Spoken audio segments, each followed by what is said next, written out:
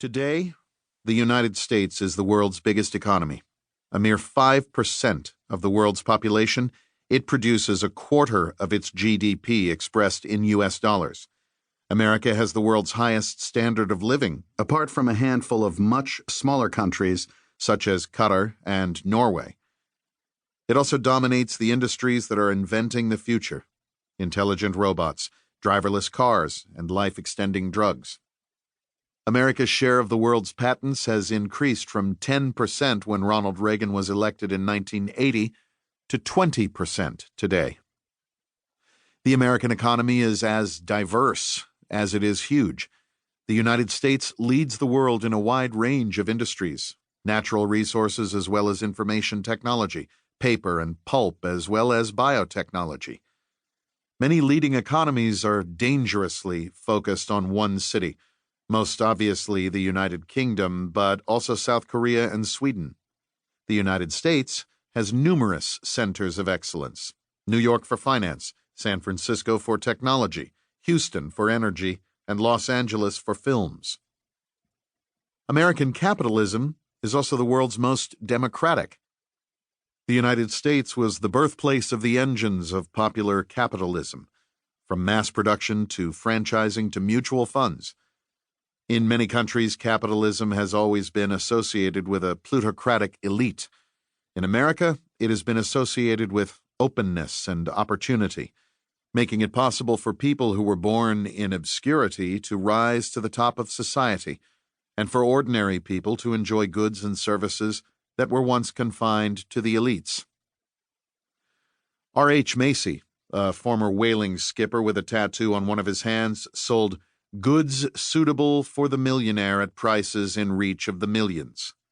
Henry Ford, a farmer's son, trumpeted the Model T as a car for the common man. Amedeo Giannini, an Italian immigrant, founded the Bank of America in order to bring banking to the little guy. Pierre Omidyar, another immigrant, created an electronic bazaar, eBay, for ordinary people to engage in free exchange. America's rise to greatness has been marred by numerous disgraces. Prime among them the mistreatment of the Aboriginal peoples and the enslavement of millions of African Americans. Yet, judged against the broad sweep of history, it has been a huge positive. America has not only provided its own citizens with a prosperous life, it has exported prosperity in the form of innovations and ideas. Without America's intervention in the Second World War, Adolf Hitler might well have subdued Europe. Without America's unwavering commitment to the Cold War, Joseph Stalin's progeny might still be in power in Eastern Europe and perhaps much of Asia. Uncle Sam provided the arsenal of democracy that saved the 20th century from ruin.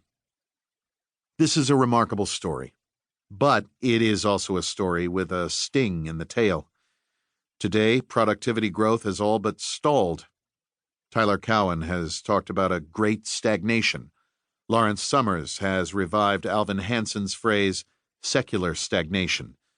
Robert Gordon's study of the American economy since the Civil War is called The Rise and Fall of American Growth.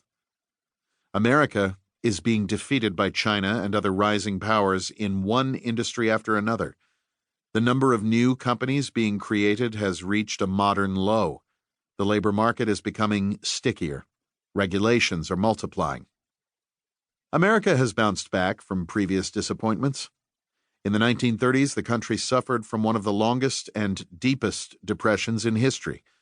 Then it emerged from the Second World War as by far the world's most powerful economy. In the 1970s, it was plagued by stagflation and bruised by competition with Germany and Japan. In the 1980s and 1990s, it seized the opportunities provided by information technology and globalization to regain its position as the world's most dynamic economy. Whether it can pull off this trick again is still unclear.